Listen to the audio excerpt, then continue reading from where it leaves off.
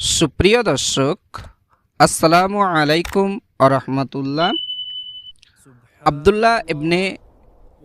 আব্দুল্লাহ ইবনে সালাম রাদিয়াল্লাহু আনহু থেকে বর্ণিত, রাসূলুল্লাহ সাল্লাল্লাহু আলাইহি সাল্লাম মদিনাতে এসে প্রথম যেগুলো দেখেছিল তা হলো, প্রথম যে কথাগুলো বলেছিল তা হলো, হে বৎস, তোমরা সকলেই সালামের প্রসারণ ঘটাও, ক্ষুধার্তকে খাবার দাও, আত্মীয়তার সম্পর্ক অক্ষত রাখো, তাহলে তোমরা শান্তি পাবে এবং জান্নাতে প্রবেশ করতে পারবেন।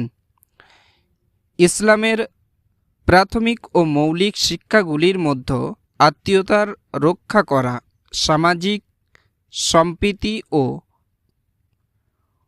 পারিবারিক বন্ধন সুন্নতের অন্তর্ভুক্ত এবং এর মাধ্যমে শান্তিতে প্রবেশ এবং বিচারের দিনে বিভীষিকা কষ্ট থেকে আমরা মুক্ত হতে পারব। বন্ধুরা, চ্যানেলটি সাবস্ক্রাইব করে দেবেন।